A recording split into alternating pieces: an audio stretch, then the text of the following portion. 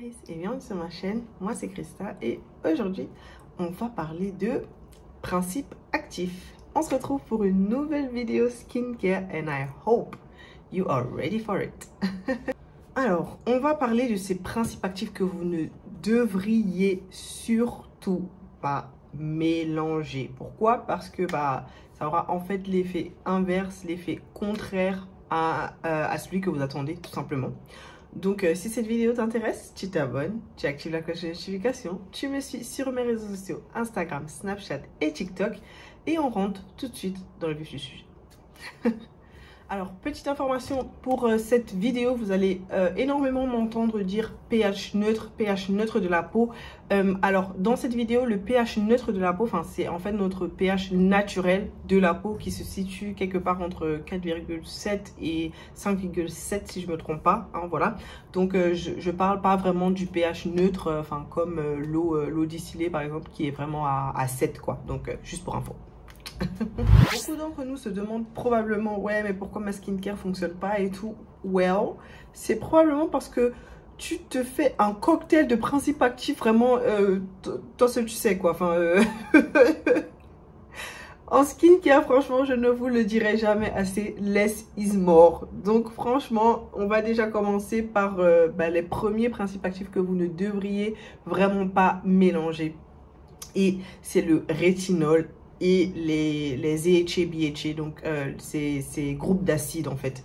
Alors pourquoi est-ce que vous ne devriez jamais mélanger du rétinol avec des EHA? Et la première raison, c'est parce que ce sont tous les deux des exfoliants. Donc vous allez vous retrouver en train de surexfolier votre peau et d'avoir en fait les effets inverses à ce que vous voulez faire, notamment avoir une peau claire, une peau nette, et vous allez juste vous retrouver avec des rougeurs. Donc à la longue, ça ne va faire que vraiment surexfolier votre peau et vraiment l'irriter encore plus. La deuxième raison pour laquelle vous ne devriez surtout pas les mélanger, c'est justement parce que le rétinol est en fait formulé pour fonctionner le mieux sur un pH neutre de la peau en fait. Et surtout pas sur un pH acide. Donc lorsque vous allez appliquer des EHA ou des BHA sur votre peau avant d'appliquer votre rétinol, ce que ça va faire, c'est que ça va créer un environnement acide pour le rétinol et il n'est pas habitué, c'est pas ce qu'il attend. Donc forcément, effet totalement inverse, effet indésirable à gogo. Donc franchement, évitez à tout prix le mélange de rétinol et les acides en tout genre. Voilà. Alors, on passe au deuxième groupe de principes actifs que vous ne devriez jamais mélanger. Alors, c'est la vitamine C et les acides en tout genre. Alors, EHA, BHA, mais aussi acide hyaluronique. Alors, ça, franchement, je pense que ça fait partie des most common mistakes que je vois en skincare, que ce soit sur les réseaux ou bien même dans mon entourage. La vitamine C et l'acide hyaluronique. L'acide hyaluronique, même si c'est bon pour l'hydratation, ça reste quand même un acide, hein. Donc, on évite de le mélanger à la vitamine C. Alors, pourquoi? La vitamine C, tout comme le rétinol et la plupart des autres principes actifs, en fait, à part les acides, ils sont composés ou alors ils sont formulés pour avoir leur meilleure performance à un pH neutre de la peau. La plupart. C'est vrai que pour la vitamine C, le meilleur pH pour la vitamine C, c'est quand même 3.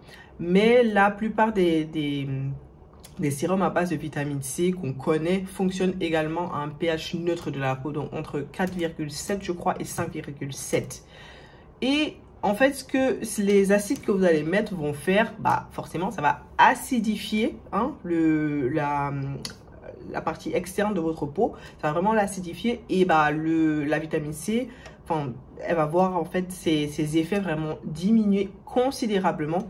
À part bien sûr si c'est ce que vous voulez faire, si vous voulez diminuer les effets de la vitamine C, allez-y, utilisez des acides avec. Mais je pense que la plupart d'entre nous, c'est pas ce qu'on veut faire. On veut vraiment avoir notre vitamine C au max de ses performances tout simplement. Et voilà, lorsque vous allez mettre des acides, soit ça va vraiment considérablement diminuer les effets de la vitamine C, pardon, ou alors ça va complètement annuler les effets de la vitamine C. Donc lorsque le pH de votre peau est vraiment très acide, la vitamine C elle arrive à rien. Donc tout simplement, vous la mettez sur votre visage, c'est comme si vous avez mis de l'eau parce qu'elle n'arrive pas à pénétrer en fait les couches de votre peau. Donc voilà, évitons voilà, vitamine C et surtout acide hyaluronique. Voilà. Donc ça, c'est cadeau, c'est cadeau. Je sais que tu le fais souvent, toi. je sais que tu le fais souvent, donc arrête, ok? Ok, alors, le troisième mélange explosif dont je voulais vous parler aujourd'hui, et ben c'est un mélange pour toutes mes girls qui luttent contre l'acné en ce moment. I know you and I got you. Alors, si jamais vous utilisez du peroxyde de benzoïle, ne jamais le mélanger avec des acides en tout genre, donc EHA, PHA, rétinol, parfois même acide hyaluronique aussi, hein, et vitamine C. Je sais, on veut lutter contre les boutons, mais on veut également directement lutter contre les taches, mais malheureusement, c'est pas comme ça que ça fonctionne. Malheureusement. Vous allez vous retrouver juste avec une peau irritée et parfois même avec plus de boutons encore. Bah, parce que la peau, elle est un peu déséquilibrée, elle se retrouve asséchée. Et qu'est-ce que la peau fait lorsqu'elle est asséchée? Elle produit encore plus de sébum. Et qu'est-ce que l'excès de sébum va venir faire? Il va vous causer encore plus de boutons d'acné. Donc franchement, lorsque vous luttez contre l'acné, essayez vraiment d'utiliser le peroxyde de benzoïle juste pendant un temps, lorsque vous voyez vraiment que le peroxyde de benzoïle a vraiment réussi à vraiment assécher vos boutons et à vous débarrasser de l'excès de sébum. Et seulement à ce moment-là, vous pouvez commencer à lutter contre les taches et tout autre peut-être petite crevasse résiduelle et tout de l'acné. Parce que vraiment combattre les deux en même temps, ça va vraiment vous ruiner votre peau encore plus. Franchement, je sais que c'est dur, mais franchement, essayons de ne pas les mélanger lorsqu'on fait notre skincare parce qu'on aura juste l'effet inverse. Alors, les deux derniers principes actifs pour cette vidéo, parce qu'il y en a plein d'autres que vous ne devriez surtout pas mélanger, mais en tout cas les deux derniers principes actifs que je voulais vous présenter dans cette vidéo et que vous ne devriez surtout pas mélanger sont le niacinamide, ou alors, la niacinamide et les acides en tout genre, donc les BHA et les EHA. Alors, franchement, en général, la raison est toujours la même. Hein. Les principes actifs et même le niacinamide, les principes actifs qui ne sont pas des acides, en fait, en général, pour la plupart, sont formulés pour fonctionner, pour atteindre le maximum de leur potentiel sur un pH neutre de la peau.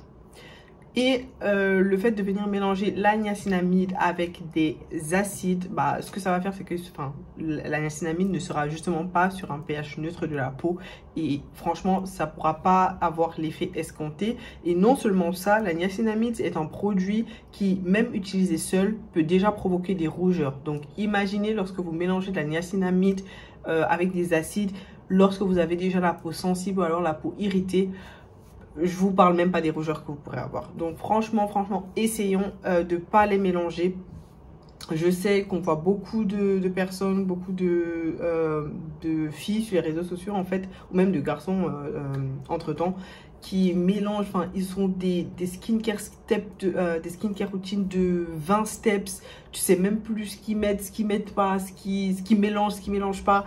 Je sais que c'est très difficile, mais en fait, en règle générale, il faut vraiment retenir le grand max des principes actifs que vous devriez avoir par steps. Donc, que ce soit le matin ou le soir, c'est vraiment 2 principes actifs. Alors, si jamais vous voulez vraiment que je fasse une autre vidéo où je vous explique ou alors où je vous démontre quels sont les principes actifs que vous pouvez vraiment mélanger en une étape de skincare, alors dites-le moi en commentaire, je serais ravie de vous faire une vidéo sur ça. Mais en général, ce qui est vraiment conseillé, c'est d'avoir un seul principe actif par steps. Donc, si jamais vous voulez vraiment utiliser, par exemple, le rétinol et les EHA dans la même journée, franchement, ce qu'il faut faire, c'est d'utiliser un principe actif le matin et un autre le soir. Vous aurez tout autant les effets que si jamais vous aviez mélangé les 2 principes actifs dans une seule step. Donc voilà, et franchement on évite les skincare routines avec 28 steps, ça n'aide personne. ça vous aide pas, ça n'aide pas votre peau et ça n'aide certainement pas les personnes autour de vous qui essaient voilà, de se constituer une skincare routine qui soit vraiment pragmatique et qui les aide vraiment à target leurs problèmes de peau. Donc vraiment ça n'aide personne. Donc si vous retenez une seule chose de cette vidéo, et bien c'est que c'est un principe actif par steps, ok? Voilà, si jamais vous avez des expériences ou alors des commentaires à me faire parvenir, bah, n'hésitez pas, hein, enfin, the comment section is all yours et je serai ravie de vous lire. Si jamais cette vidéo vous a plu et vous a un peu aidé sur votre par rapport à votre skincare routine et on your skincare journey, n'hésitez surtout pas à vous abonner et surtout à me lâcher un gros pouce bleu. Ça m'encourage et bien sûr bah, ça me fait savoir que voilà, vous regardez mon contenu et voilà, j'aime bien avoir des feedbacks. Sinon je vous dis à très bientôt dans une autre de mes vidéos. Bye.